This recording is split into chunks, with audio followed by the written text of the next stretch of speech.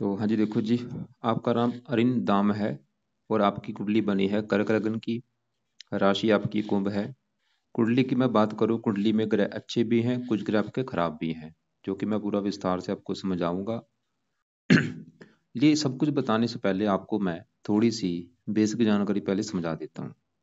तो बेसिक जानकारी ये है कि जो कुंडली होती है इसमें टोटल 12 ग्रह होते हैं। और 12 ग्रह मैं लिख देता हूँ, आप एक बार याद कर लो। ये है आपका पहला ग्रह, ये है दूसरा ग्रह, तीसरा ग्रह, चौथा, पांचवा, छठा ग्रह, सातवां, ये आठवां ग्रह है, नौवां, दसवां, 11वां और लास्ट वाला 12वां ग्रह। अब ये जो 12 ग्रह हैं, इन ग्रहों से आपके जीवन के बारे में कुछ ना कुछ पता किया जाएगा। जैसे कि ये जो पहला ग्रह है, इस पहले ग्रह से आपका शरीर देखा जाएगा, आपकी हेल्थ, आपका स्वभाव, आपका रंग रूप हम पहले ग्रह से देखेंगे। दूसरा अगर आपके धन जोड़ने का है, तीसरा अगर छोटे भाई बहनों का, ये चौथा अगर आपकी माता, मकान, वाहन का है, पांचवा अगर बच्चों का, छठा अगर शत्रु, रोग, कर्जा, सातवां अगर आपकी पत्नी का है, आठवें घर से आपकी उम्र देखेंगे, नौवें घर से आपका भाग्य है, और ये 10वें घर से आपका कामकाज, 11वां घर है लाभ, और 12वें घर से आपके खर्चे देखेंगे। तो आपने मेरी देखो जी दो बातें नोट कर लेनी है। पहली बात, जो मैंने 12 ग्रह बोले हैं वो याद कर लो। और दूसरी बात, इन 12 ग्रहों से क्या कुछ देखा जाएगा वो याद कर लो।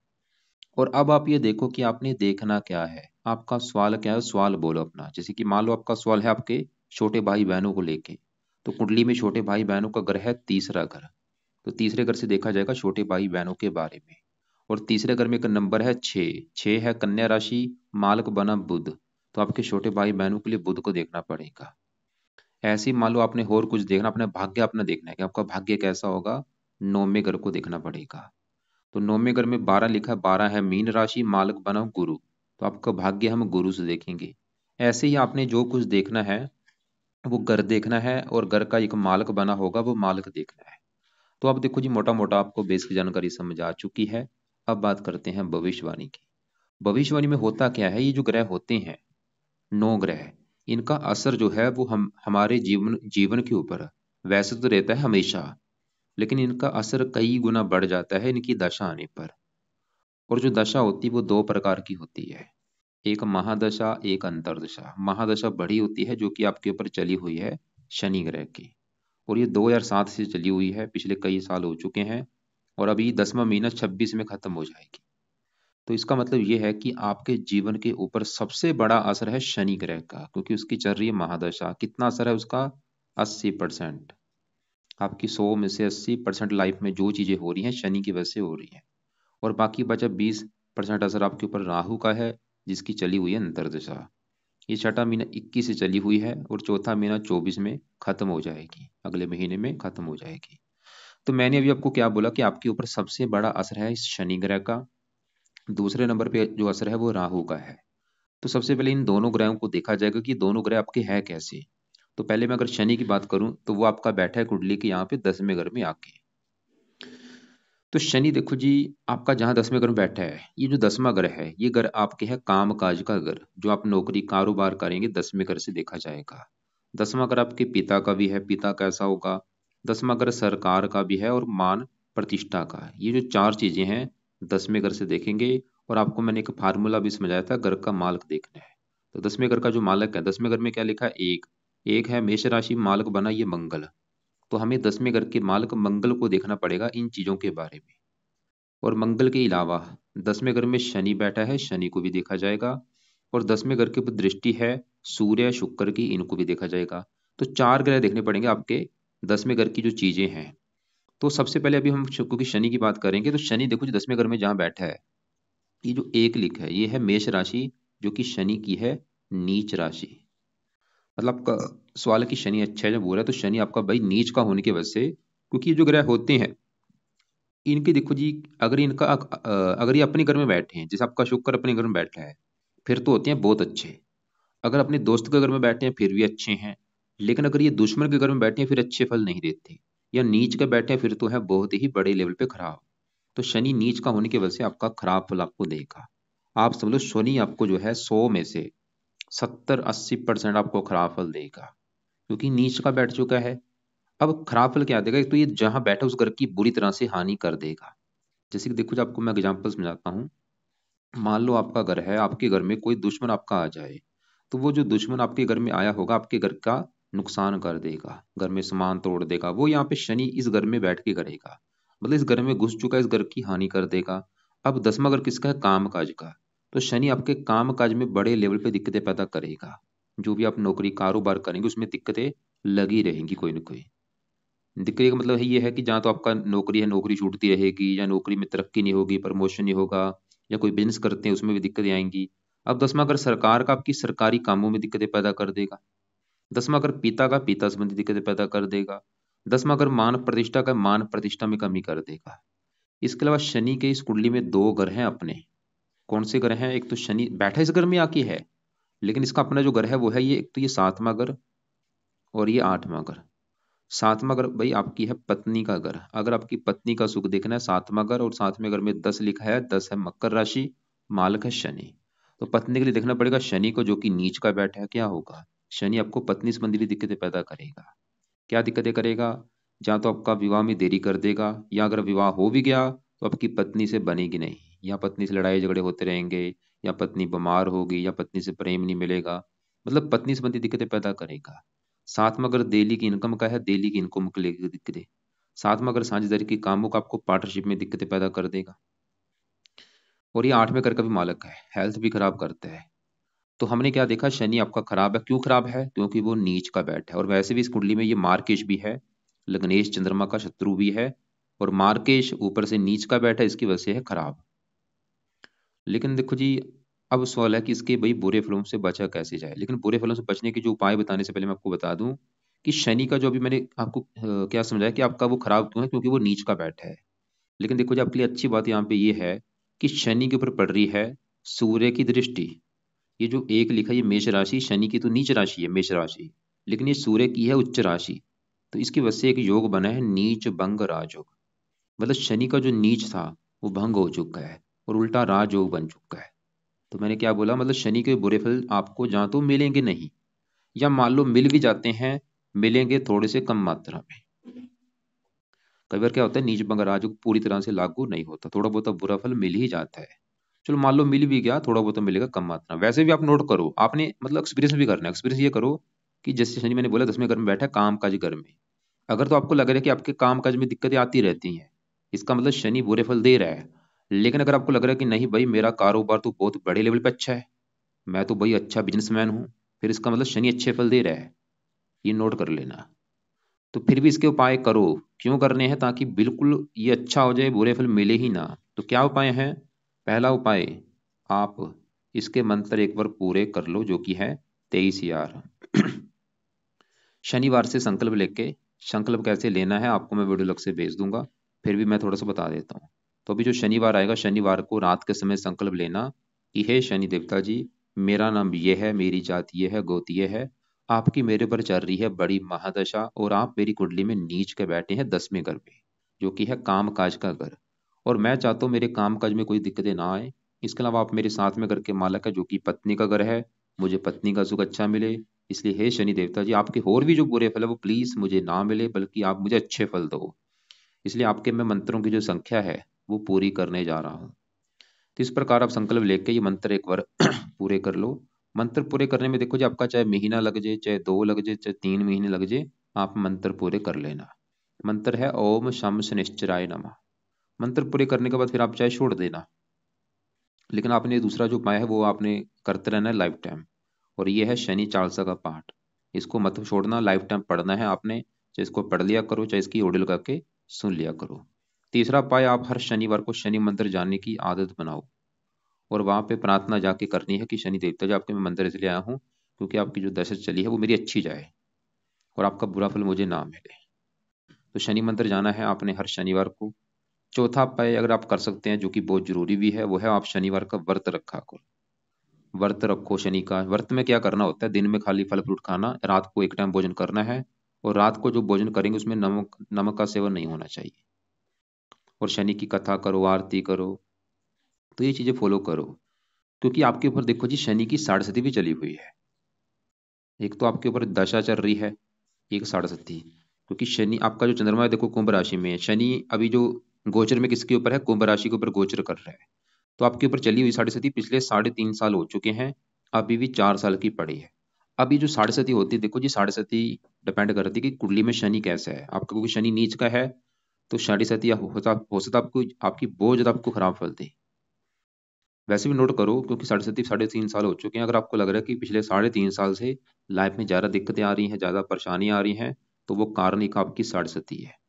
क्योंकि अभी भी 4 साल की पड़ी, मतलब शनि की पूजा उपासना आपके लिए बहुत जरूरी है, जितने ज्यादा पाठ पूजा शनि की कर सकते हो करो।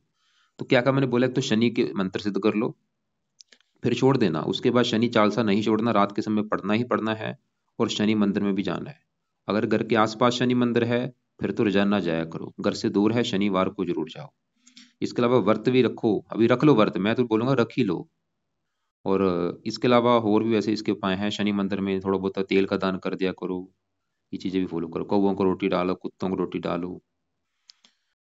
अब देखो जी आगे बढ़ते हैं, हमने क्या देखा कि आपके जीवन के ऊपर बड़ा असर शनि का है, क्योंकि शनि की चल रही है महादशा, और वो नीच का वैसे तो होता है नीच भंग राजू की वजह से ज्यादा बुरे फल ना दे, फिर भी उसके उपाय आपने करने हैं, क्योंकि आपके ऊपर शनि की साढ़े सती भी चल रही है। और एक आपके ऊपर चल रही है राहु की दशा, जो कि छठा महीना 21 से चली हुई है, चौथा महीना 24 में, अगले महीने में खत्म हो जाएगी। अब सवाल कि राहु कैसा है, तो राहु भी आपका मुझे बड़े लेवल पे खराब लगा है।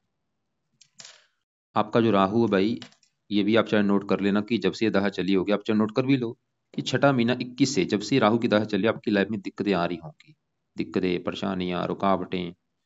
तो राहु देखो जी क्यों खराब है, क्योंकि ये बैठा है जहाँ पे है दूसरे घर में, और इसी के साथ यहाँ पे मंगल बैठा है, युति बनी हुई है।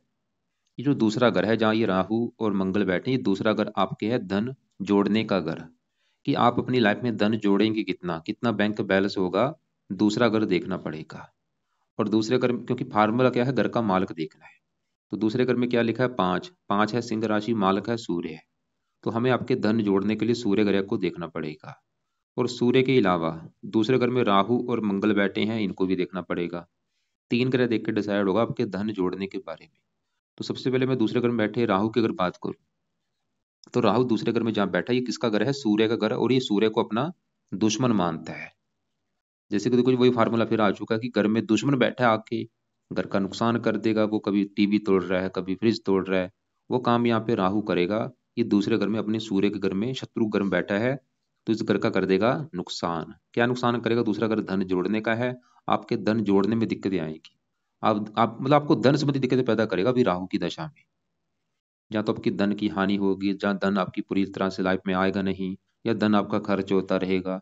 इसके अलावा दूसरा अगर परिवार का, आपको परिवार संबंधी दिक्कतें पैदा कर देगा। दूसरा अगर वाणी का, वाणी कठोर कर देगा, क्रोधी बनाएगा, जिद्दी बनाएगा। और राहु की 3 दृष्टियां, पांचवी यहाँ पे छठे घर के ऊपर नीच राशि, शत्रु बढ़ाएगा, रोगी बनाएगा, सातवीं यहाँ पे स्ट्रगल, 10वीं घर, 10वें घर को भी देखेगा, 9वीं दृष्टि से काम काज में दिक्कतें। इसके अलावा राहु देखो जी मैंने चलित कुंडली में देखा, राहु का आधा हिस्सा पहले घर के ऊपर भी है, ये पहले घर के भी फल आपको देगा। पहला अगर आपका शरीर है सेहत, तो राहु आपकी हेल्थ खराब कर देगा, सर में दर्द, मस्तक में दर्द, क्रोधी जिद्दी बनाएगा, हट्टी बनाएगा, गुस्से वाला बनाएगा। साथ में पहले घर के हिसाब से साथ में घर को देखा, पत्नी संबंधी भी दिक्कतें, पढ़ाई में दिक्कतें, भाग्य की हानि, मतलब राहु दूसरे घर के भी फल देगा, और चलित कुंडली के हिसाब से पहले घर के भी फल देगा, और दोनों घरों के जो फल देगा बिल्कुल टोटली खराब फल देगा। तो राहु भाई आपका सही होना भी बहुत जरूरी है। वैसे तो चलो अच्छी बात है कि दशा भी खत्म हो जाएगी अगले महीने में, फिर भी इसके जो उपाय हैं आपने करते रहना है। एक दो उपाय मैं बताता हूँ, वैसे ज्यादा उपाय नहीं बताऊंगा। पहला उपाय, राहु कवच का पाठ रात के समय पढ़ लिया करो, पढ़ते रहो, इसको मत छोड़ो, 2 साल 5 साल तक पढ़ो। क्योंकि ऐसा नहीं कि अभी दशा खत्म हो जाएगी इसका असर खत्म हो जाएगा, असर रहेगा लाइफ टाइम, बस इनका जो असर है कम हो जाता है, फिर भी आपको बुरे फल देता ही रहेगा। तो राहु कवच का पाठ हो गया, और इसका एक दान है वो कर दिया करो, जो कि है बहुत जरूरी। दान इसकी पावर को कम ही रखेगा। तो राहु का जो दान है वो आपको मैं वीडियो लग से भेज दूंगा, उसको देख लेना। वैसे इसका एक दान सतनाजा होता है, 7 प्रकार के अनाज वो करने हैं आपने। तो राहु कवच का पाठ रात को पढ़ना है या इसको सुनना है, नहीं पढ़ना आता ऑडियो लगा के सुन लिया करो। और राहु का दान रोजाना करो, या हफ्ते में 4 5 दिन दान तो कर ही दिया करो। अब देखो जी दूसरे घर में हमने राहु देखा, वो तो कर रहा है दूसरे घर की हानि, लेकिन दूसरे घर में जो मंगल बैठा है, अगर मैं मंगल की बात करूं, वो आपका मुझे काफी अच्छा लगा है। तो मंगल आपका क्यों अच्छा है, क्योंकि वो जहां दूसरे घर में बैठा है वो किसका घर है, सूर्य का घर, और सूर्य इसका है मित्र।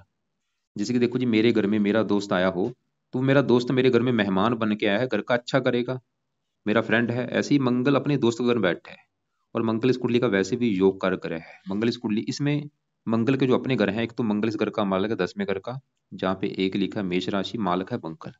अब यहाँ पे जो शनि है, वो तो 10वें घर की कर रहा है हानि, लेकिन 10वें घर का जो मालक मंगल, वो आपका बहुत अच्छा है। वो जो कि बैठा है दूसरे घर में। देखो, 10वां घर काम काज चला गया धन के घर में, मंगल ही दिखा रहा है आपको काम काज से धन मिलेगा। 10वां घर पिता पिता से धन मिलेगा, सरकार से धन मिलेगा। मंगल उल्टा कर रहा है, मतलब शनि इस घर की हानि कर रहा है, लेकिन इस घर का मालक मंगल अच्छा है।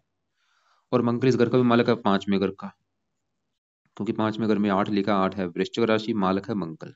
और 5वां घर आपके बच्चों का है, आपकी पढ़ाई का, संतान का, बुद्धि का। तो 5वें घर का मालक मंगल चला गया धन के घर में, मतलब संतान जाके धन के घर में बैठी, संतान से भी आपको धन मिलेगा, या संतान होने के बाद धन आना शुरू हो जाएगा। और यहाँ से अपने घर को देख भी रहा है, संतान का सुख अच्छा दिखा रहा है, पढ़ा लिखा बना देगा, बुद्धिमान बना देगा। तो मंगल आपका अच्छा है। अब देखो जी, हमने दूसरे घर का जो मालक सूर्य है, अगर उसकी बात करूं, वो यहाँ पे बैठा है चौथे घर में। और चौथे घर में साथ में शुक्र है, सूर्य है, दो ग्रह बैठे हैं चौथे घर में। अब यहाँ पे गौर से समझो मेरी बात। मान लो मैं फिर एक एग्जांपल समझाता हूँ। आपका घर है और आप अपने घर में बैठे हैं, और आप अपने घर का क्या करेंगे, अच्छा करेंगे, क्योंकि आपका घर है। कभी आप घर की सफाई कर रहे हैं, रक्षा भी कर रहे हैं, देखभाल करेंगे। लेकिन मान लो आप ही के घर में, आप ही के साथ आपका दुश्मन भी बैठा है। दुश्मन आपके घर का करेगा नुकसान, लेकिन आप वहीं पे बैठे हैं, आप घर का करेंगे अच्छा। अब दोनों में क्या होगा, लड़ाई झगड़े होंगे। आप अपने दुश्मन को बोलेंगे क्योंकि भाई मेरा घर है, मेरे घर का नुकसान मत करो। वो काम यहाँ पे होगा चौथे घर में। ये जो चौथा घर है, पूरा चौथा घर, ये चौथा घर है आपकी माता का घर, मकान का घर, वाहन, भूमि, जमीन, जायदाद, नौकर चाकर, इस चौथे घर से देखेंगे। और चौथे घर का जो मालक है, चौथे घर में लिखा है सात, सात है तुला राशि, मालक है शुक्र, जो कि यहीं पे बैठा है। तो शुक्र चौथे घर का मालक चौथे घर में ही बैठा है, शुक्र इस चौथे घर का करेगा अच्छा। मतलब वो ये दिखा रहा है कि आपको माता का सुख अच्छा मिलेगा, माता की उम्र लंबी, मकान का सुख अच्छा, वाहन का सुख अच्छा, आपके पास अच्छा घर होगा, अच्छी गाड़ी, भूमि, जमीन, जायदाद, नौकर चाकर, ये सभी सुख होंगे। शुक्र ही दिखा रहा है, क्योंकि अपने घर में बैठा है। मालव्य योग भी बना हुआ है, पंच महापुरुष योगों में से उत्तम योग। लेकिन इसी घर में जो सूर्य है, वो यहाँ पे बैठा है नीच का। मतलब शुक्र तो इस घर का कर रहा है अच्छा, लेकिन सूर्य इस घर की करेगा हानि। सूर्य ये दिखा रहा है कि आपकी माता संबंधी दिक्कतें आएंगी, मकान संबंधी दिक्कतें आएंगी, वाहन को लेकर दिक्कतें आएंगी, भूमि को लेकर दिक्कतें आएंगी। तो अब यहाँ पे देखो जी, सूर्य का जो बुरा फल है, वो दो कारणों से जो बुरे फल हैं, वो बुरा फल आपको जहाँ तो मिलेगा नहीं, या मिलेगा बिल्कुल कम मात्रा में, क्योंकि इसी घर में शुक्र बैठा है। देखो, शुक्र का अपना घर है, सूर्य की नीच राशि से कहते हैं नीच भंग राजयोग। पहला कारण तो ये हो गया, सूर्य का बुरा फल आपको नहीं मिलेगा। दूसरा कारण, क्योंकि इसके ऊपर पड़ रही है शनि की दृष्टि, शनि बैठा है नीच का, लेकिन वो चौथे घर को देखा जहाँ पे इसकी है उच्च राशि। तो शनि भी चौथे घर का अच्छा कर रहा है। तो दो कारणों से सूर्य का बुरा फल आपको नहीं मिलेगा। लेकिन कई बार क्या होता है, नीच भंग राजयोग लागू नहीं होता। क्यों नहीं होता? क्योंकि जो शुक्र है भाई आपका, वो अस्त होके बैठा है, वो मृत बैठा है, डेड हो चुका है, मर चुका है। मतलब शुक्र का भी जो अच्छे फल मैंने बोले थे आपको, वो अच्छे फल आपको मिलेंगे नहीं, मिलेंगे थोड़े से मिलेंगे, कम मात्रा में। अच्छे फल क्या बोले थे कि आपको अच्छा घर, अच्छी गाड़ी, भूमि, जमीन, जायदाद, नौकर चाकर, ये चीजें दे देगा। और शुक्र का और घर है, वो है ये 11वां घर, क्योंकि यहाँ पे दो लिखा है, दो है वृष राशि, माल शुक्र। 11वां घर है इच्छा पूर्ति का, लाभ, बड़े भाई बहन। शुक्र ये भी दिखा रहेगा आपकी इच्छाएं पूरी कर देगा, आमदनी अच्छी, लाभ देगा। मतलब शुक्र है तो अच्छा, बस अच्छे फल आपको, वो जो अच्छे फल का लेवल इतना था, वो अच्छे फल इतने मिलेंगे कम मात्रा में। लेकिन अगर आप चाहते हो शुक्र के अच्छे फल कई गुना बढ़ जाएं, तो आप इसके दो उपाय करो। दो तीन उपाय हैं। पहला जो सबसे बेस्ट उपाय, आप इसका रत्न धारण कर लो। और इसका जो रत्न है वो है, या तो ओपल कर लो, या वाइट टोपाज कर लो, या जरकन कर लो। और ये आपने राइट हैंड की इस रिंग फिंगर, इस लंबी उंगली में धारण करना है। इस लंबी उंगली में शुक्र का रत्न आपने धारण करना है। और रत्न, तीन रत्न मैंने बोले हैं, व्हाइट टोपाज, जरकन या ओपल। इनमें से कोई एक रत्न लेना है। उसको लेने के बाद चांदी में जड़वा लेना। और शुक्ल पक्ष का जो पहला शुक्रवार होगा, उस दिन धारण कर लेना। सुबह के टाइम धारण करना, सुबह 7:15 या 8:15 या 9:15 बजे। धारण करने से पहले कच्चे दूध में या गंगा जल में धो के धारण कर लेना। दूसरा उपाय शुक्र के लिए, शुक्र के कपड़े ज्यादा पहनो। एक मैंने वीडियो बना रखी है, अस्त शुक्र के क्या उपाय होते हैं, वो मेरे चैनल के ऊपर जाके वीडियो आप देख लेना कि अस्त शुक्र के उपाय क्या होते हैं। तीसरा उपाय है शुक्र का मंत्र, या करके भी आप इसकी पावर को बढ़ा सकते हैं। तो शुक्र का जो मंत्र है वो भी आप लिख लो, लेकिन आप ये चाहे बाद में शुरू कर देना मंत्र, क्योंकि पहले अभी शनि राहु के उपाय करो, वो जरूरी है। शुक्र के मंत्र को पेंटिंग में कर लो। इसको शुरू कर दूंगा, अभी मैं पेंटिंग में रख लेता हूँ। इसको 1 साल के बाद चाहे शुरू कर देना, चाहे 6 महीने के बाद शुरू कर देना। मैं पेंटिंग में क्यों रखने को बोल रहा हूँ, ताकि आप ये मत बोलो कि भाई इतने पाठ पूजा मैं कैसे करूँ। तो इसलिए इसको पेंटिंग में रख लो, चाहे बाद में शुरू कर देना। और आपको देखो जी, जो पाठ पूजा बनता है वो तो बताना पड़ेगा। कुछ पाठ है सुबह के टाइम, कुछ है रात के समय। सूर्य वैसे तो नीच भंग राजू बन चुका है, लेकिन कई बार क्या होता है नीच भंग राजू नहीं बनता। तो सूर्य का एक दो उपाय है, वो सुबह के टाइम अपने करना है। सुबह के टाइम एक तो पहला उपाय है सूर्य का, सूर्य कवच का पाठ पढ़ लिया करो। तो सूर्य कवच का पाठ 2 मिनट का पाठ है, इसको पढ़ना है या इसकी ओढ़ी लगा के आपने सुनना है सुबह के टाइम। अब आगे बढ़ते हैं। आपके यहाँ पे 8वें घर में केतु गुरु चंद्रमा के घर में बात करूं। पहले 8वें घर में केतु की अगर बात करूं, बैठा केतु 8वें घर में है, लेकिन चलत में जाएगा 7वें घर के ऊपर, जो कि आपकी पत्नी का घर है। तो केतु एक तो आपके विवाह में देरी कर सकता है, या विवाह हो भी गया तो आपकी पत्नी से बनेगी नहीं। केतु ये दिखा रहा है, पत्नी से मनमुटाव आपका करा सकता है, लड़ाई झगड़े आपके करा सकता है, यहाँ तक कि आपकी तलाक होने तक भी नौबत आ सकती है। तो केतु के लिए आप कुत्तों को रोटी डाल सकते हैं, रोजाना कुत्तों को रोटी डाल दिया करो। अब इसी घर में 8वें घर में गुरु चंद्रमा बैठे हैं। पहले गुरु की बात करूं, गुरु इस घर का मालक है 9वें घर का, जहां से देखा जाता है भाग्य। भाग्य आपका 9वें घर से, 9वें घर में 12 लिखा है, जो कि है मीन राशि, मालक गुरु। तो भाग्य देखा जाएगा गुरु से, जो कि 8वें घर में बैठा है। 9वें घर से 12वें घर में, एक तो 8वां घर अच्छा घर नहीं, ऊपर से शनि की राशि, शत्रु राशि। मतलब गुरु एक गुरु आपका स्वर्ग के अच्छे जब बोल रहे हैं, तो गुरु आपको देखो जी अच्छे फल भी देगा, लेकिन खराब फल भी देगा। खराब फल ही देगा, आपके भाग्य की हानि कर देगा। भाग्य भंग योग बना है, पूरी तरह से आपका भाग्य साथ नहीं देगा। लेकिन गुरु ये दिखा रहा है कि आपका भाग्य साथ देगा अगर आप घर से दूर जाएंगे। मतलब आपकी जो जन्मभूमि है, जहाँ पे आपका जन्म हुआ था, उस जन्मभूमि को छोड़ के दूर जाएंगे, वहां पे आपको आपका भाग्य ज्यादा साथ देगा, गुरु ये दिखा रहा है। और ये 8वें घर में बैठ के वैसे उम्र के लिए अच्छा है, उम्र लंबी कर देगा, धार्मिक बनाएगा, परोपकारी बनाएगा। अब इसी घर में चंद्रमा बैठे हैं। चंद्रमा इस घर का मालक है पहले घर का, और पहले घर से आपका शरीर देखा जाएगा, हेल्थ, स्वभाव, रंग रूप, पर्सनैलिटी। पहले घर से, पहले घर का मालक चंद्रमा, जो कि 8वें घर में चला गया, शनि की राशि है। चंद्रमा भी देखो जो आपको थोड़े से खराब फल भी देगा, अच्छे फल भी। खराब फल ही देगा, हेल्थ खराब कर देगा, लग्नेश भी है, लगन दोष बना है, लाइफ में स्ट्रगल कराएगा, मेहनत का फल नहीं मिलेगा। लेकिन ये विदेश का घर है, आपको जन्मभूमि से दूर लेके जाएगा। जितना आप जन्मभूमि से दूर जाएंगे, वहां पे आपको फायदा होगा। तो चंद्रमा का एक पाठ आप कर लिया करो, ताकि हेल्थ आपकी खराब ना हो, लाइफ में स्ट्रगल ना करना पड़े। तो चंद कवच का पाठ भी आप सुबह के टाइम पढ़ लिया करो, चाहे सुन लिया करो। बाकी यहाँ पे 5वें घर में बुध बैठा है, संतान के लिए अच्छा बुद्धिमान बना देगा, और आगे जाकर आपकी बुध की दशा चलेगी भी। तो ये है आपकी भाई कुंडली का फलादेश। एक बार मैं रिपीट करता हूँ आपको, मैंने क्या क्या उपाय बोले हैं, क्योंकि देखो जी कुछ उपाय तो हैं बहुत जरूरी है। जैसे आपके लिए सबसे जरूरी उपाय अभी किसके हैं, शनि के, क्योंकि उसकी बड़ी महादशा भी है, और उसकी 7.5 भी चल रही है। इसके अलावा राहु की दशा भी है। तो अब देखो, पहले समझो कि आपके सुबह के उपाय क्या है, रात के उपाय क्या है।